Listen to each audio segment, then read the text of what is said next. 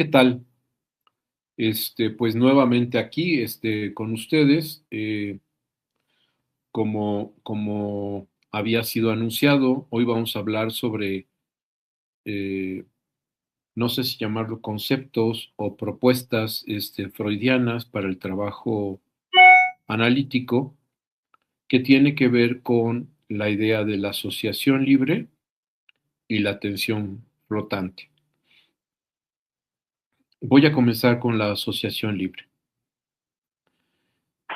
Quizá lo que, digamos, propio Lacan no reconoce el nombre de asociación libre ni propiamente la de atención flotante, pero pone atención en ello, pero lo hace desde otro lugar. Entonces, primero vamos a caminar de la mano de Freud. ¿Por qué? Porque lo conduce a pensar las cosas como lo hizo. La asociación libre, lo que Freud empieza a ver a partir de la interpretación de sus propios sueños,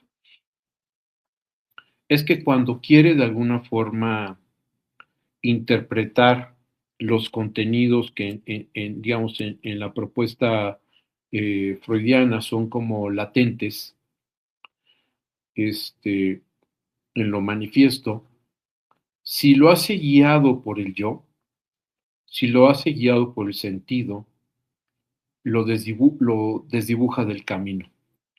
Y entonces lo que él supone que tiene que hacer cuando está trabajando sus propios sueños y después esto lo va a proponer como ya como técnica analítica o como un principio del trabajo psicoanalítico, es que empieza a darse cuenta que la propia asociación entre cada una de las cosas que fue soñando, si no sigue una guía prefigurada, si no sigue como algo del intento de construir un sentido a partir de algo, sino se deja guiar por aquello que está siendo soñado, entonces surge lo que para él importa, que es este texto latente, esto que de alguna manera había sido ocultado, desdibujado, oscurecido, censurado por la conciencia, ¿no?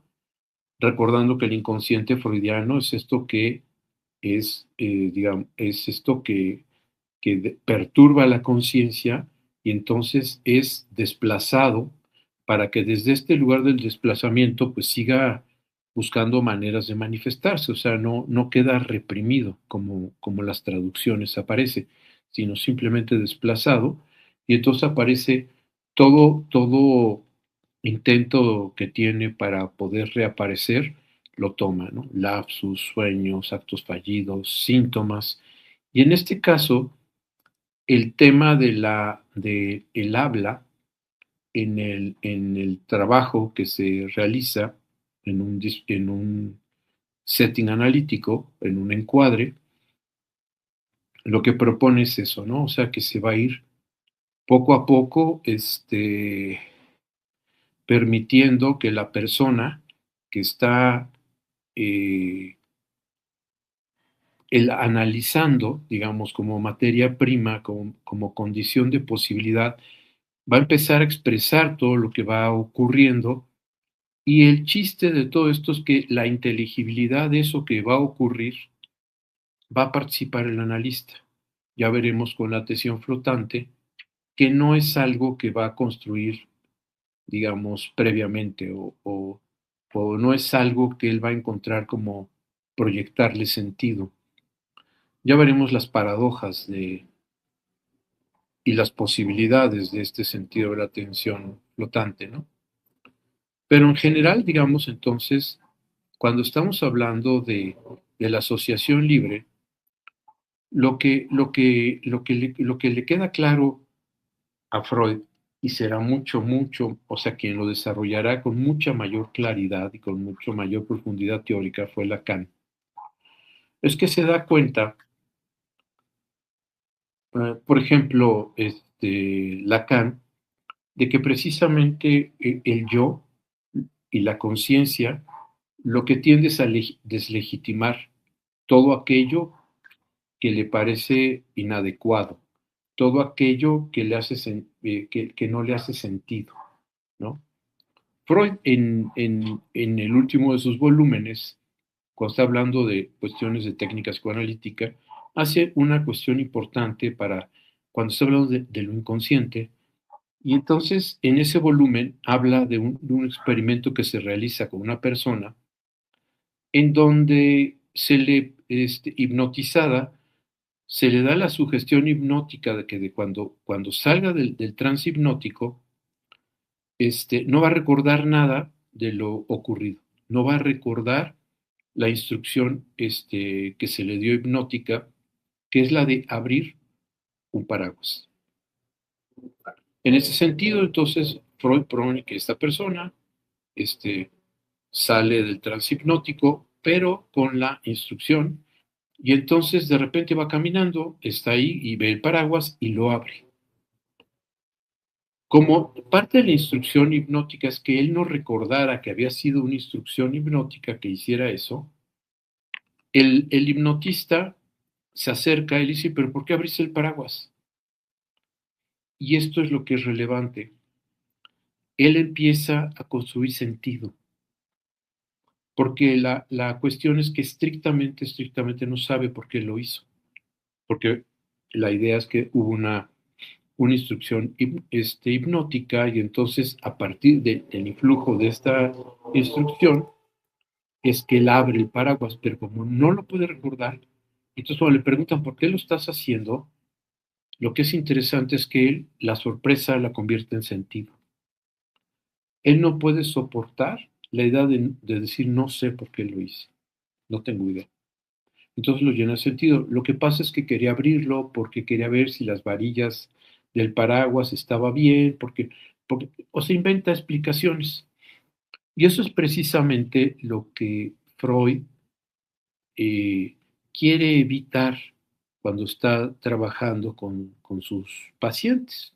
Esta idea donde los pacientes llenen de sentido, llenen todo aquello que se produce como que los, pues, digamos, ahora sí, que los sacude, que los confronta, algo que ni siquiera, este saber no sabido, pero este saber no sabido de alguna forma tiene que aparecer sin que sea inmediatamente censurado o oscurecido o lleno de sentido, porque entonces es camuflajeado, de alguna forma es nuevamente ocultado, disfrazado, porque todas estas estrategias del yo y de la conciencia buscarán no hacerse cargo de ello.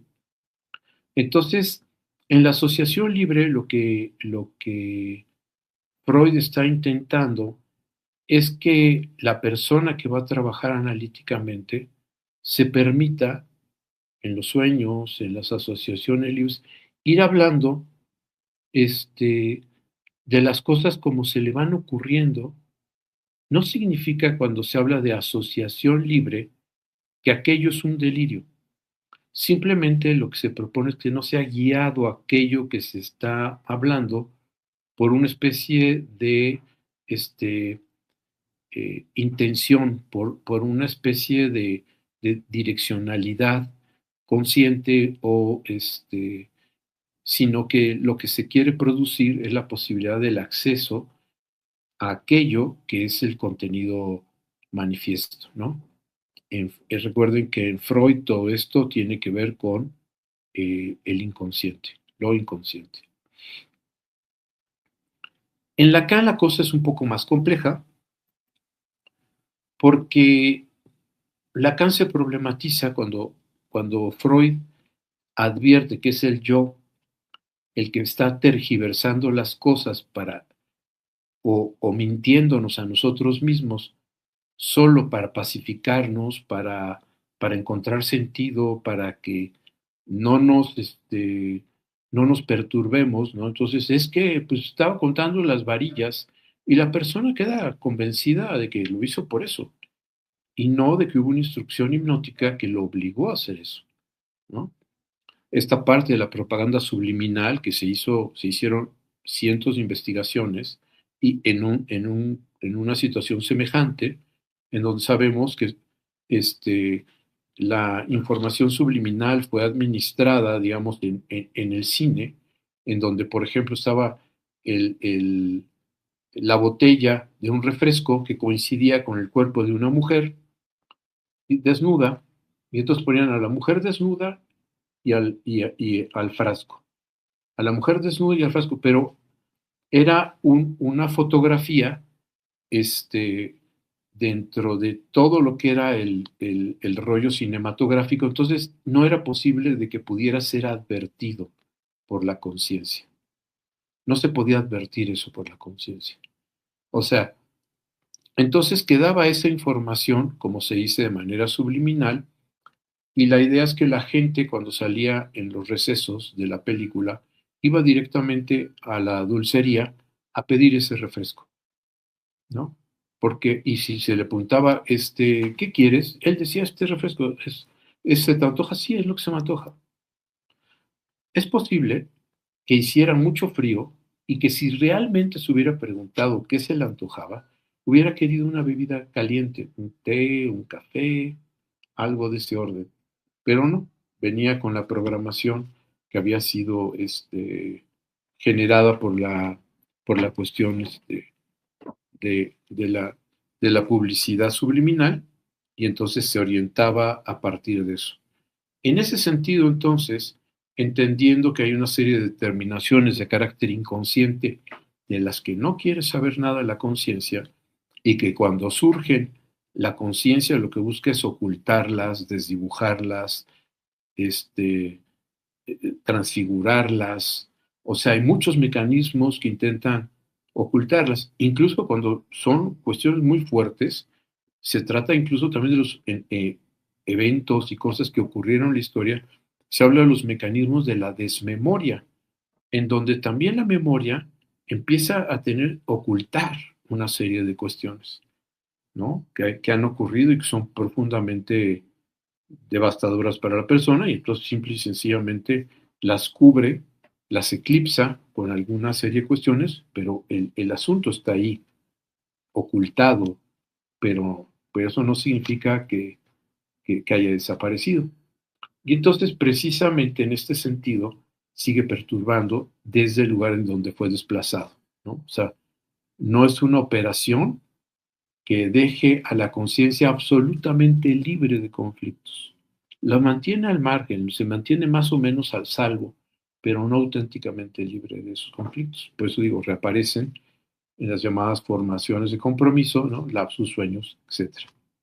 Entonces, ahora bien, cuando estamos entonces en la sesión analítica y empezamos a darnos la oportunidad que no sea la conciencia o que generemos un guión para el trabajo analítico, es cuando empiezan a aparecer estas cosas, propone Freud, que de alguna manera lo pueden ir a advertir al camino real, al inconsciente.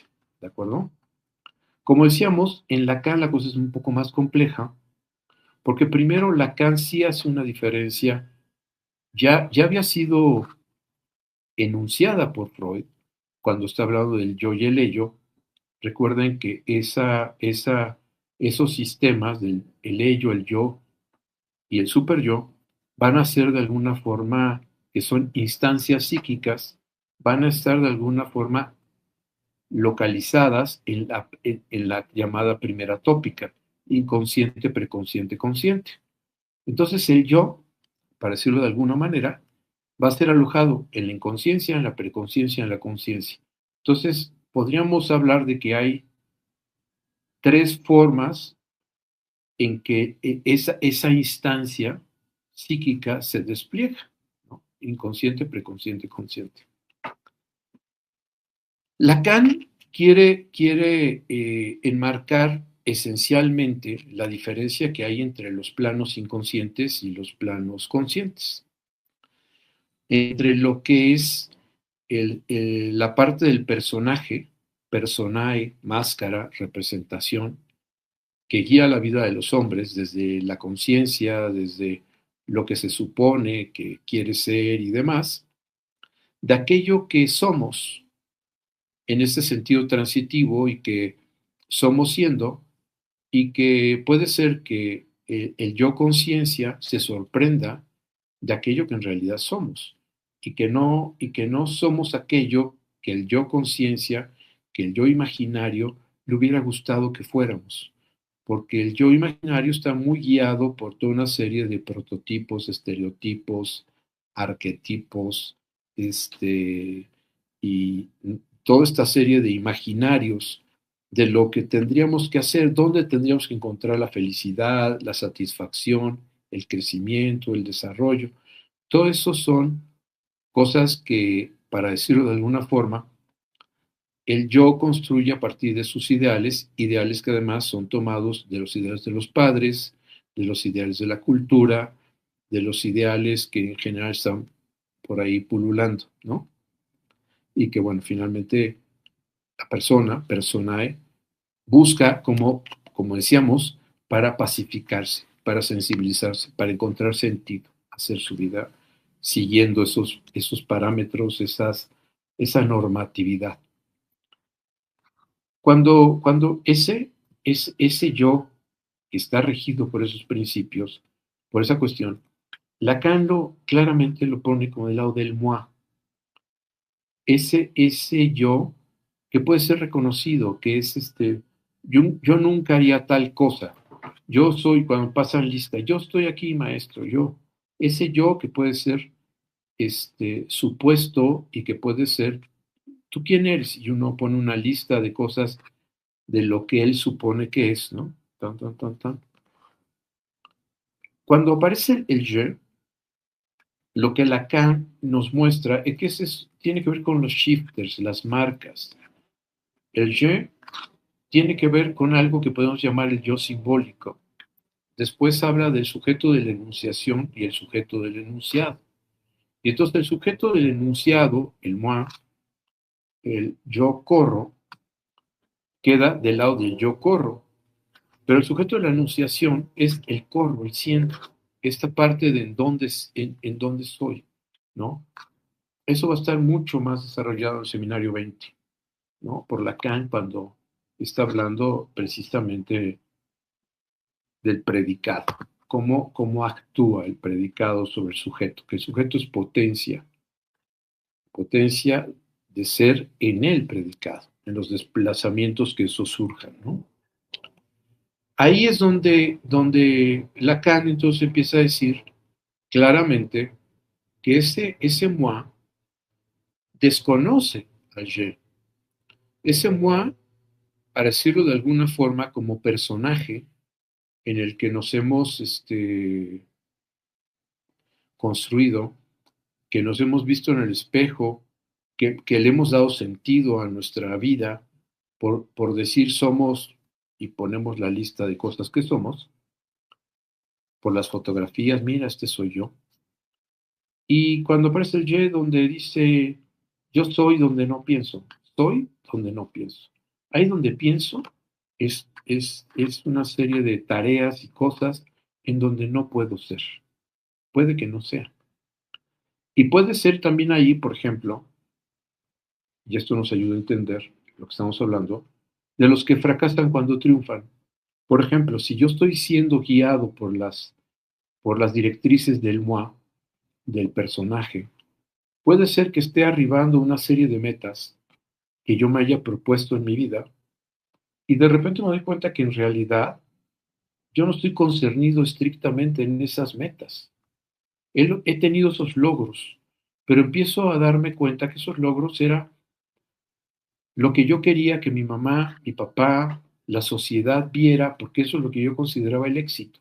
Nunca me pregunté qué quería yo auténticamente, qué era lo que en realidad me concernía, sino seguí el guión que había construido y entonces seguí toda esa serie de cosas y de repente arribo a todas esas metas y me doy cuenta que estoy profundamente vacío porque en realidad no me encontré en ninguna de esas cuestiones, en esas propuestas, porque lo que somos tiene que ver estrictamente con estos despliegues del yo, que Lacan después irá construyendo como el sujeto del deseo, sujeto el sujeto de la enunciación, el sujeto sujetado al deseo, a la falta, ese sujeto que no está sustancializado, no es objetivable, es un sujeto que solamente se da en la relación entre los significantes, es algo evanescente, es algo que es, o sea, yo fui, en ese momento que fui, fui.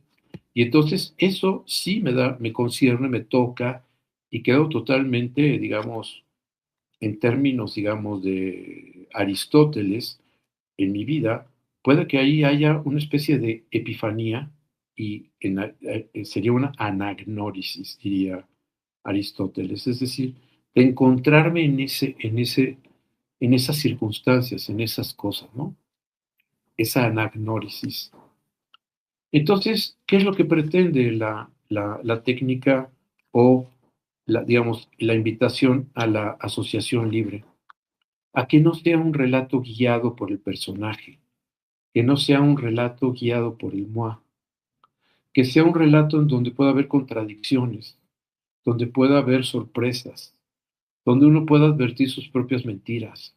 Yo pensé que esto era así, pero no, me doy cuenta que no era así, pero esos tropiezos, esas cosas, eso es parte de lo que Freud está proponiendo, pero que Lacan atinadamente al hablar del je y del moi lo presenta para dar la diferencia entre lo que va a ser el sujeto de la enunciación y el sujeto del enunciado. El sujeto del enunciado es el que, es el que puede tomarse la fotografía, es ¿no? El perro.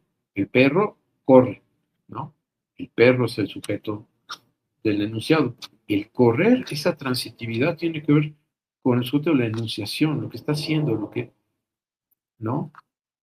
Y cómo advertir eso entonces es a partir de la propuesta de este sentido de diga lo que se le ocurra sin reprimirlo por la conciencia, por absurdo que le parezca. O sea, no se trata aquí de que usted esté tratando de convencerme o de mostrarme que es aquello que, que, que está mal en su vida. Incluso parte de lo que, desde luego que hay que escuchar eso, pero para dar una torsión, para dar un brinco, para dar un salto, a que la persona pueda de alguna forma, a partir de su hablar, empiece a haber un decir, decirse, un empezar en la asociación libre, que uno empiece, ay, claro, es que esto, ¿no? O sea, uno va hablando y eso lo va llevando por otros caminos, claro, es que esto sí tiene que ver con esto, sí, no me había dado cuenta que esto y esto. Ahí es cuando está apareciendo lo que Freud proponía, lo que Heidegger propone, pasar del hablar al decir, lo que es pasar digamos, de este sentido de la lengua como comunicación a la lengua como una forma de escrutinio, de verdad estamos preguntándonos, pero esto es importante, o sea, preguntarnos sobre aquello que hemos estado haciendo, el personaje que hemos construido, que implica, si lo ven todo esto, un desplazamiento topológico en donde el personaje puede ser interrogado. Entonces, ¿dónde estamos? Esto, para los que han manejado largo tiempo en un automóvil, yo les aseguro que les ha pasado en algún momento que de repente, a mí me ha pasado, que de repente voy manejando por periférico y de repente digo, ¿dónde estoy? ¿Ya me pasé o no me he pasado de la salida? Ahí aparecí yo, pero ¿quién venía manejando? Ese es el asunto, el moi, que no me hizo chocar, me hizo estar atendiendo estos tipos de cosas, pero yo no estaba ahí concernido. Estaba simplemente siendo copiloto en mi propia existencia de aquello que era el personaje que había tomado el comando y que iba pensando, que en realidad tampoco es pensar, es intelectualizar, toda una serie de cuestiones, que es el mecanismo de defensa del yo, por ahí lo proponía así, intelectualizar, y que vengo atrapado a toda esa serie de intelectualizaciones que me distraen del sujeto sujetado, del sujeto del deseo, del sujeto de la falta, del sujeto de lo que estoy siendo, ¿no? De esa transitividad, ¿no? Entonces, esa es un poco la intención de la asociación libre. Desde luego, no se trata de que se construya un delirio, ¿no? La persona vaya brincando. Es posible que así suceda si eso es lo que la persona que está trabajando analíticamente lo va llevando, ¿no? Pero no que sea una propuesta como debe de ser así, porque entonces ya paradójicamente, ya eso es una simulación, eso no es asociación libre. Parece asociación libre, pero no es asociación libre, porque uno está siendo obediente a las instrucciones del analista y no siendo guiado por aquello que en realidad lo va a concernir, se sorprende, camina, va para atrás, habla de esto, después deja eso a un lado y empieza a hablar de otra cosa, pero todo, a partir de esto que es una de las brújulas del trabajo analítico, que es la verdad del deseo, ¿no? Eso en donde nos estamos concerniendo y que esa es la potencia de ser, en ese sentido. Cuando hablamos, entonces, como vemos, no es un asunto de simplemente como de promover el diga todo lo que usted, lo que se le ocurra sin reprimirlo por la conciencia, por absurdo que le parezca, todo ese tipo de esas cuestiones.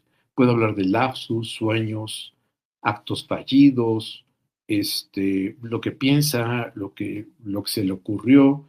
O sea, es importante todo eso porque nosotros lo que estamos viendo es que todo eso pensamos que ha sido parte o que de alguna forma aquello que ha sido desdibujado en la parte de lo inconsciente puede manifestarse de esa manera y entonces Freud pensaba que había que quitarles los disfraces para ir a aquello que estaba subsumido en ello, ¿no?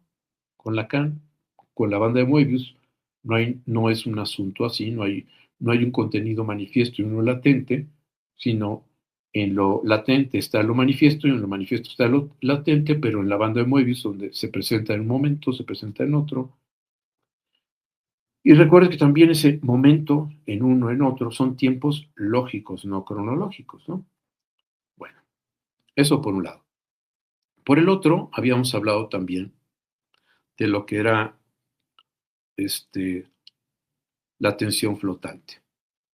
La atención flotante ha sido, a mi manera de ver, una forma de legitimar muchas cosas, incluso una serie de cuestiones de no saber qué hacer con la escucha, y entonces proponerse que está en atención flotante. Si la idea es que haya una comunicación como lo propondría Kohut, como lo propondrían muchas otras personas, incluso de alguna forma puede estar señalado en Freud, esta que es una comunicación inconsciente, eso no existe, ¿no? Entonces, qué es esta atención flotante? Déjenme poner aquí para, si ustedes escriben algo, pueda yo acceder a ello.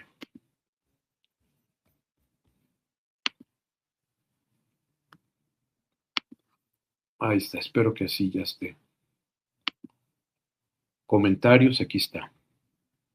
Bueno, entonces, les decía, esta parte de la atención flotante, yo muchas veces juego con la idea de que es como una especie de zen bienes, ¿no? Una parte así como de juego en donde el analista está escuchando, pero no escuchando desde la conciencia, sino desde lo inconsciente.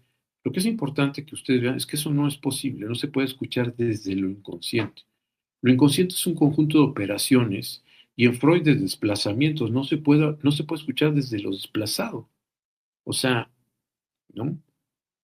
A ver, aquí aparece una pregunta. Dice,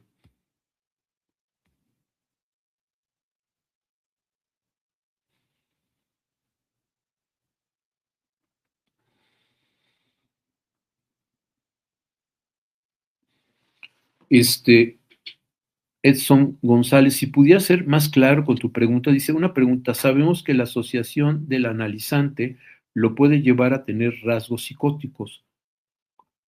¿Cómo sacamos al analizante de ese estado? Fíjate qué interesante. Hay un escritor, Chesterton, en inglés, que decía, el psicótico lo único que no pierde es la razón. Y es verdad.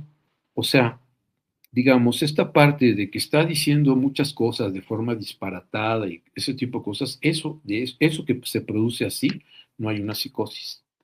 En la psicosis lo que hay es un hilo conductor poderosísimo. Por eso Chesterton dice, el loco pierde todo menos la razón.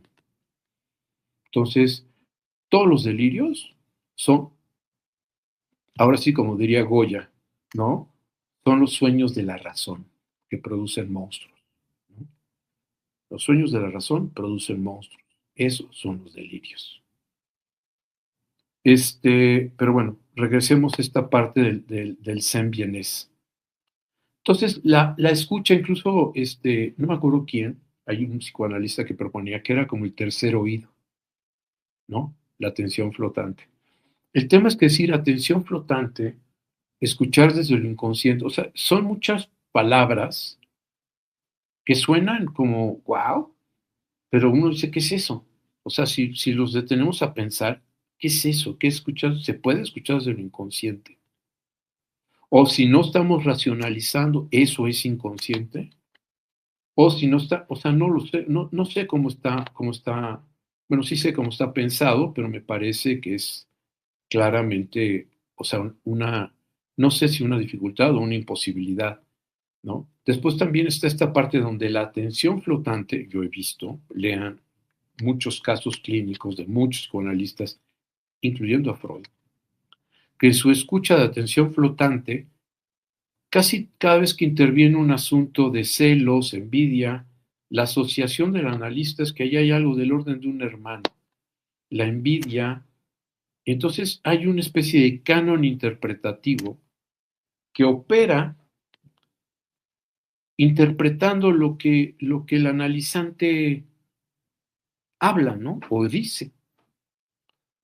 Y entonces ese sentido de la atención flotante, a mi gusto, ha llevado a, a no decir nada, ¿no? Es que esa atención flotante, bien, ¿cómo se logra eso? Que pues eso sí me parece como un zen bienés, ¿no? Me parece mucho mejor pensarlo desde otro lado. Como lo estaba proponiendo Lacan en este sentido, el sujeto del enunciado, sujeto de enunciación, claramente lo que no es un asunto, y también Freud, no es un asunto del lado de una relación de yo a yo, ¿no? Pero eso no significa que sea de inconsciente a inconsciente, o sea, no se puede. O no sé, quizás sí se pueda, pero no el inconsciente, sino el inconsciente de mi compadre, o el inconsciente, psicoanalista es bien inconsciente, esa sí puede ser que tenga una escucha de inconsciente por ser inconsciente a lo inconsciente del que está trabajando. Pero bueno, es un chiste, espero que entiendan el sarcasmo, la ironía que hay en eso.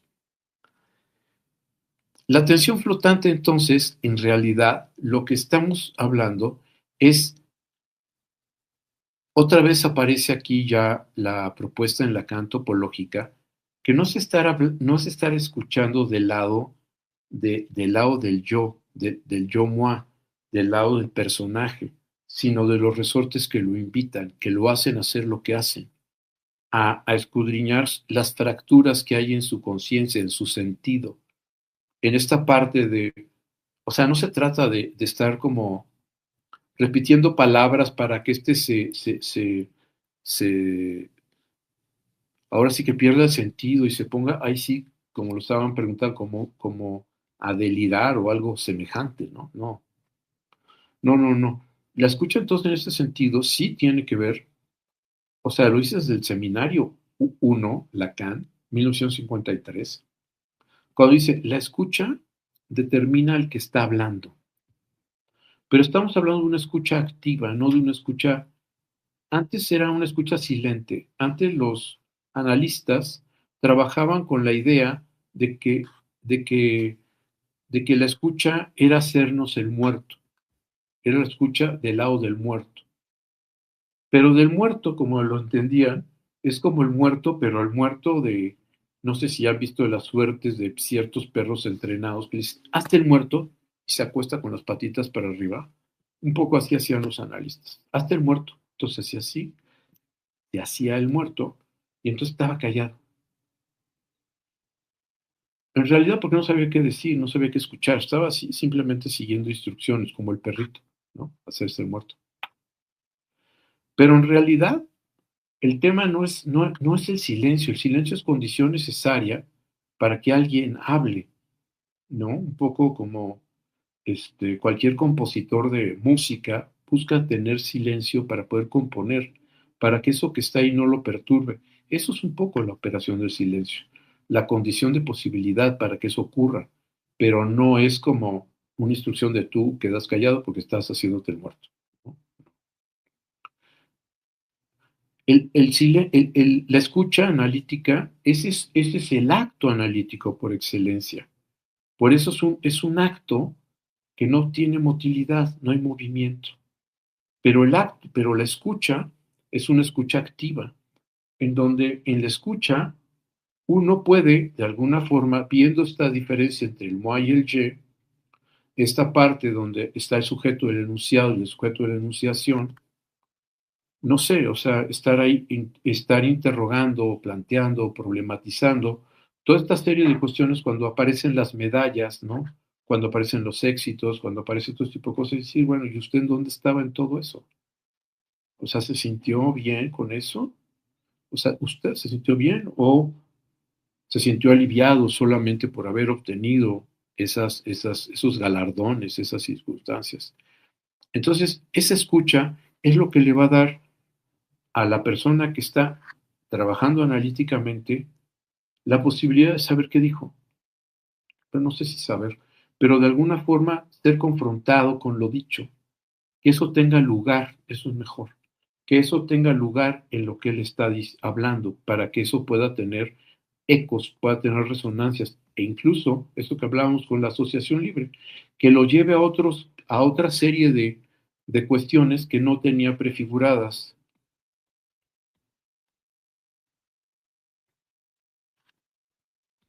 Bueno, pues estoy en esto de Sebastián, precisamente lo que es la atención flotante, ¿no?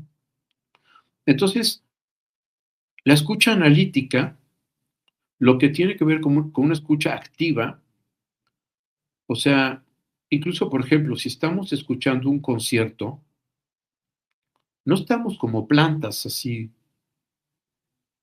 no sé, siendo como receptáculos de una sonoridad, sino participamos en esa sonoridad. Somos tocados, concernidos por esa sonoridad. Y si decimos lo primero que se nos ocurre, porque eso es lo inconsciente, eso no es necesariamente lo inconsciente, es porque eso puede ser precisamente algo que estamos nosotros totalmente concernidos, pero aquel que está hablando, no. Entonces pareciera que si yo digo lo que se me ocurre, puede tener que ver con mis asociaciones que estoy proyectando hacia la persona que está analizando, lo que claramente es un sentido proyectivo y que de alguna forma es posible por la transferencia, por la persona que está ahí trabajando analíticamente, por el, por el afecto que le tiene al analista, por la idea de que es un buen analista, etcétera, que se la compre, ¿no? Y que diga, ay, mira, es posible. Y haga suyas hacer interpretaciones. Eso está muy trabajado. Freud en Construcciones en Análisis decía que no era tan fácil hacer eso. Yo sí creo que es muy fácil, lo hemos visto. Cuando se habla ya después de lo que es la transferencia negativa, claramente tiene que ver con estos abusos de la transferencia en este tipo de interpretaciones y de construcciones, en donde, en donde la persona quizá en algún momento se sentía, le daba ese poder al analista para poder intervenir y en otro momento empieza a decir, pero ¿qué hice? O sea, todo esto son cosas de él, no mías. Lo que decíamos, de tener cuidado con los cánones interpretativos que establecen las teorías, ¿no? Pechos buenos, pechos malos, objetos transicionales, goces, deseos, faltas, no sé, todo este tipo de cuestiones, ¿no?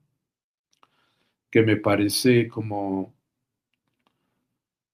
fuertes, ¿no? De ser ahí como anunciadas, o sea, como de, ok, ¿tú qué haces con esto que te estoy poniendo? Y todo esto por un canon interpretativo que tiene que ver con las diferentes posiciones teóricas, ¿no? Kohut, Kember, Lacan, bueno, los diferentes Lacanes, las diferentes épocas, las diferentes escuelas, Freud, lo mismo, Ana, Esef, si es Ego, si es Moi, Kohut.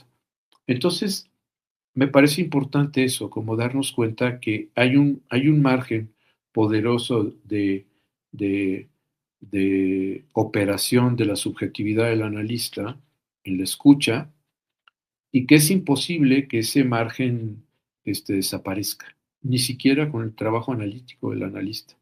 Puede lograr ese trabajo analítico del analista, de alguna forma, impedir que intervengan muchos de los problemas que han sido puntos ciegos en su vida, y después que ha trabajado y que es de sus fobias, de sus miedos, de sus idealizaciones. O sea, sí, el trabajo analítico es condición necesaria para que haya un analista, porque precisamente le permite advertir todo eso y no lanzarlo directamente a, a la persona que está trabajando analíticamente, ¿no? Pero entonces, como les decía, esta parte de la atención flotante es si no lo trabajamos con claridad, aparece como un ser bienes, pero como si tuviera mucho sentido y todos mueven la cabeza. Pero es como, yo siempre he dicho que eso es como, muchos de estos conceptos, es como el cuento del rey desnudo, donde nadie se atreve a decir que está desnudo porque la idea es que quien lo vea desnudo van a pensar todos que es tonto. Entonces todo el mundo lo ve desnudo, pero dice, ay, qué bonita la vestimenta del rey. Lo mismo con la atención flotante. No, sí, la atención flotante. Dice, a ver, detente y dime qué es eso, ¿no? O sea, da cuenta de eso que dices, porque es que sí se puede escuchar, no, o sea, ¿cómo? O sea, puedo construir sin duda un relato al respecto de eso, pero el chiste es cómo soportarlo teóricamente y cómo soportarlo eso en su dimensión empírica, en la subjetividad, cómo se propone que se hace fuera todo este tipo de circunstancias. El Zen y la meditación taoísta y las meditaciones este, budistas y todo este tipo de cosas pretenden hacer eso, claro. Lo que no estoy seguro es que ellos mismos pretendan que eso implique una escucha, ni siquiera con el Bodhisattva, cuando ya hay una revelación. No sé si esa persona ya a partir de esa revelación se suponga que puede escuchar las cosas desde otro sitio, ¿no? Entonces eso, creo que hay que tener cuidado. La escucha entonces, pensada como lo está proponiendo Lacan, decía, recuerden que estamos hablando de una banda de Moebius. Entonces, donde lo que es consciente en un momento, lo que es consciente está afuera. Si sigo el dedo, sigo, llega un momento en que esto mismo empieza a estar en la parte de adentro. Y si sigo con la parte de adentro, ay, sigo con la parte de adentro, sigo con la parte de adentro, sigo, aquí ya volví a salir. ¿De acuerdo? Entonces, eso es parte de lo que es la escucha, o sea, la posibilidad de entender que no hay un texto manifiesto y otro latente, sino que hay una serie de condiciones de oportunidad para que la persona pueda advertir del lado, o sea, aquello del moi, tomar distancia, por eso se habla mucho del plano, si quieren ustedes, del posicionamiento subjetivo que se ha tomado, pero para ello se supone que tiene que haber una distancia subjetiva para poder decir, sí, me doy cuenta de esto, he hecho esto, y eso es lo que tiene que soportar el analista, soportar en el sentido de generar la condición de posibilidad de que eso ocurra, ¿no?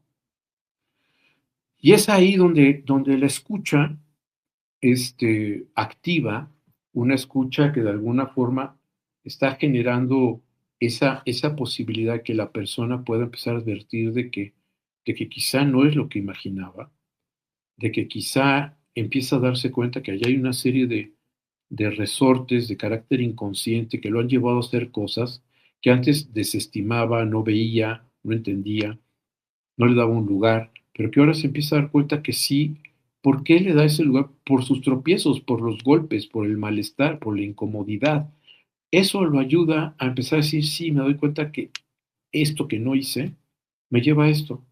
Entonces, estas inhibiciones han sido algo que ha estado en mi vida permanentemente y se ha mostrado diferentes. Esa distancia es precisamente condición de posibilidad de que haya habido esto que estamos hablando, de una escucha profundamente activa, pero no del lado del sujeto del enunciado, no del lado del yo. No es un diálogo de yo a yo. Precisamente lo que Lacan, cuando hace un esquema, que dice el esquema Z, lo que dice es que cuando una persona va a hacer una demanda analítica, está colocado en un extremo donde la persona que hace la demanda analítica está aquí y está buscando un yo, porque es lo que esa situación es la que él encuentra en su vida. O sea, esto es lo que es lo más próximo, es lo familiar, es como se propone la cultura. Entonces es un diálogo en donde hay una simetría, ¿no? Esta persona paga a esta otra porque le supone a esta persona un saber sobre sus síntomas, sobre sus problemas, sobre ese tipo de cosas, y entonces va a la consejería, va a que su yo, a que el yo de la persona que está ahí pueda entender, pueda, pueda hacer toda una serie de cosas para poder trabajar. Pero lo que hace al principio tiene que sostener esto, pero poco a poco el que es el que va a ser el analista tiene que moverse del lugar para que esta persona ya no dirija su discurso, bueno, no el discurso aún no, porque no hay una posición, no dirija su habla, su decir a, a una persona llamada analista, sino se empieza a dar cuenta que eso que está hablando está dirigido a sí mismo. Está dirigido, claro, porque me doy cuenta, no, en esto yo me doy, y empieza a poder decir entonces esta serie de cosas, porque el analista se colocó, si se queda del lado del yo, de yo a yo, lo que va a suceder es lo que se va a producir ahí es sentido. Y eso es lo que va a obturar precisamente el trabajo analítico, el sentido, lo que se da del lado del yo, moi. Y entonces, en este cambio de posición del analista, lo que se va a intentar es que emerja esta parte donde la persona que está analizando empiece a ver cosas que no había advertido antes, ese saber no sabido, que incluso se pueda sorprender de sus actos, que pueda ver, eso se puede también pensar, digamos, cambio de posición subjetiva, se trata de ver cómo estamos concernidos, cómo estamos implicados. También se habla de responsabilidad subjetiva. Las cosas que hago o las que no hago, no puedo decir es que, recorcho, es que soy tímido. Bueno, tengo una responsabilidad subjetiva de permitirme ser tímido. ¿Por qué me lo permito? ¿Por qué me lo he permitido todo el tiempo? Porque ha sido una buena mascarada para encontrar realmente lo que quiero, lo que deseo, ¿no? Es esta parte de lo que Freud llamaba ganancia secundaria. Gracias a poder decir soy tímido o tengo esta serie de cosas, es que sucede lo que sucede, ¿no? O sea, tengo estos problemas, tengo esta serie de cosas, y entonces lo que se va a producir en el trabajo analítico va a ser esta cuestión de un cambio de posición subjetiva frente a mi propia historia, frente a mi propia responsabilidad en las cosas que he hecho o no he hecho.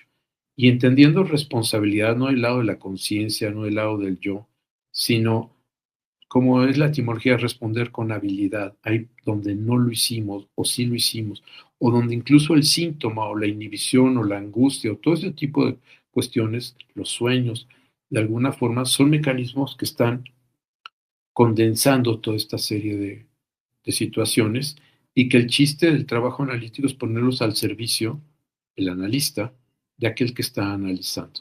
¿De acuerdo? Entonces, por eso, si la persona llega y dice es que sí, me corrieron porque me fue mal el trabajo, ay, no me diga, ¿y por qué? Y entonces ahí como una charla entre yo, y donde se siente escuchado y entonces habla y entonces se le expresa, pues no sé, un sentido pésame, y no me diga un abrazo, ¿por qué le va tan mal? Todo eso, pues no le va a ir nada bien, ¿no? Es interrogar eso. Por eso, por eso hay que escuchar desde otro sitio, ¿no? Eso no significa, también es importante, que en la escucha analítica el consuelo esté fuera de lugar. No, es caso por caso. Pero si lo analiza en los casos en donde ve dolor, ve sufrimiento y todo eso, puede ser que su escucha no le permita ver las circunstancias de que eso esté ocurriendo y entonces lo intentará obturar con su sentido de apapacho, de todo ese tipo de cosas, ¿no? Entonces, bueno, básicamente eso es lo que es la atención flotante y lo que es la asociación libre, ¿no? Entonces, ¿qué se debe proponer en un trabajo analítico?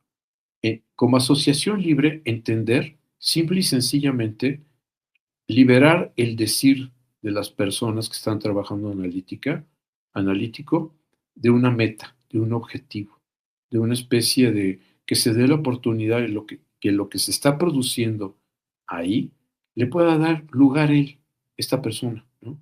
¿Por qué lo estoy diciendo? Es que me doy cuenta. Y que entonces él mismo puede interrogar las cosas.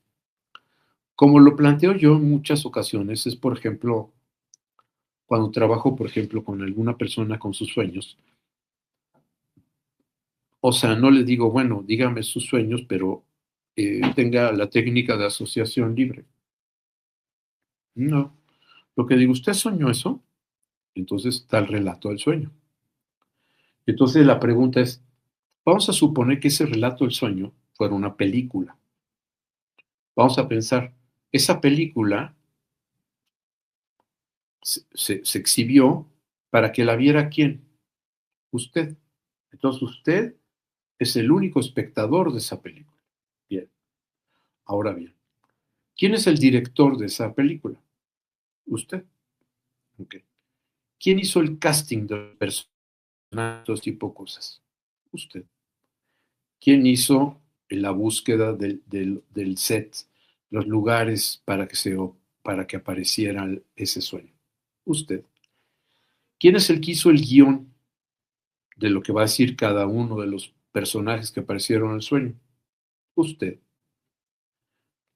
Y después vamos a pensar, ahora lo invito a usted que aquí usted juegue como crítico, como si fuera el crítico de esa película que vio, porque ese crítico es usted. O sea, entonces, hablemos, entonces es que voy a hablar del sueño. O sea, es hablar del sueño, lo que imagina del sueño, lo que propone el sueño. O sea, no se trata de sacar el sueño de alguna forma puro, limpiarlo de cualquier contaminación, porque si lo contamina él, el sueño de él, lo contamina él, y entonces el tema es ver por qué lo contaminó, y entonces se trabaja con lo que contaminó el sueño, por qué lo contaminó, por qué quiso subrayar una parte, después recuerda algo. Todo eso es eso es asociación libre, porque el propio sueño puede ser que lleve primero cierta dirección, pero ese guión de ese sueño, con esa dirección, la hizo una parte de él que no era estrictamente su yo conciencia. No es necesariamente, puede ser que esté profundamente guiado por el je, por el moi, es posible, pero sin duda está lleno de marcadores de los shifters, del sujeto de la enunciación y todo ello. Entonces, si se le da la oportunidad, va a desplegarse todo eso. Entonces, el sueño no es que sea ese camino real a lo inconsciente, sino el sueño es una maravillosa oportunidad de trabajar como estamos proponiendo, de que sea como esa asociación libre a partir de eso que va ocurriendo. Y lo mismo sería si estuviéramos trabajando con síntomas, con inhibiciones, con angustias. Y nuestro papel en la escucha es simple y sencillamente, cuando empezamos a ver que aparece el yo para tratar de, ya entendí, lo que pasa es que tal cosa, como cerrar la posibilidad a partir de una interpretación o de encontrar sentido, decir, ¿y usted cree que ese es el único sentido? Ojo, tampoco se trata de que estemos, porque eso también sería una técnica, y Lacan propone que no hay técnica analítica, y estoy de acuerdo con Lacan, es una heurística lo que ahí sucede. Entonces, esta parte tampoco se trata de cancelar. Cada vez que una persona llega a sentido, hay que cancelar el sentido. No, porque eso sí puede llevar a alguna serie de cuadros delirantes, ¿no? Pero bueno, eso es más o menos lo que traía para el día de hoy. Espero que les haya sido interesante. Este, aquí estás, Edson, me estás diciendo que si puede ser selectiva.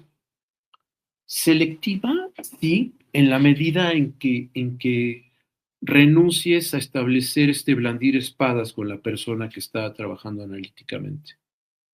Por ejemplo, si te dice, usted es un imbécil, si tú dices, ¿por qué me dice así? No me hable de esa manera, no sea grosero, no sé qué, pues ya te fuiste por la parte imaginaria. O sea, la pregunta es, ¿por qué hay ese mecanismo de defensa? ¿Por qué insultarte? Entonces, sí, entonces ponerlo al trabajo del servicio analítico. A ver, ¿se da cuenta que usted me está diciendo esto? Sí, ¿por qué me lo está diciendo? ¿Por qué? Porque usted es un imbécil. Pues sí, sé que usted dice que soy un imbécil. Lo que no sé es por qué lo dice usted. A ver, dígame usted por qué dice que soy un imbécil. Entonces, selectivo en el sentido que no se la compras, ¿no? Si te mientan la madre, pues tú sabes que no eres obediente y no vas a ir a mentarle la madre a tu madre. O sea, no. Entonces, ¿qué sucede ahí? Y eso es parte de lo que ponemos al servicio del trabajo analítico, selectiva en ese sentido únicamente, ¿no? De no caer en este sentido de el par de deux, o sea, que también la locura en francés es una folie de, es una locura en dos, se puede dar. El caso Schreber es clarísimo con el doctor Flesching. Se ve como el doctor Flesching participó directamente de la construcción de poderosa este, del extravío de Schreber, del poder, de que se vaya extraviando aún más en sus delirios. Este, entonces sí, o sea, digamos, la escucha puede tener ese enorme problema si no estamos del lado de, del sujeto del enunciado, del sujeto de la enunciación, ¿no? Y no hay técnica en el sentido de hacer esto si dice esto, no. Si habla de antes, eso hay un trabajo con Echegoyen que hablaba algo así, ¿no? Si habla de adentro, preguntar por la afuera, si habla de hoy, preguntar por el ayer, si habla de lo privado, preguntar por lo público, no. O por la fonía, por los ecos de las palabras, también algunos de los lacanianos juegan a eso también, y pues ese es un divertimento. Este, bueno, pues espero que les haya gustado. Bueno, esto que hablan de referencias, tengo un par de libros que hablo sobre técnica analítica y sobre, en ese sentido, como crítica a la técnica analítica, como heurística y todo eso. Y entonces, pues, si se dirigen a mi correo electrónico, que es Tapan con doble P, recuerden que son mi apellidos con doble P, T-A-2-P-A-N, T-A, P de Pablo, A-N, arroba, gmail.com, les puedo dar la bibliografía. Eso es lo que puse está en esos libros. Bueno, nos vemos el segundo lunes del próximo mes. Hasta entonces.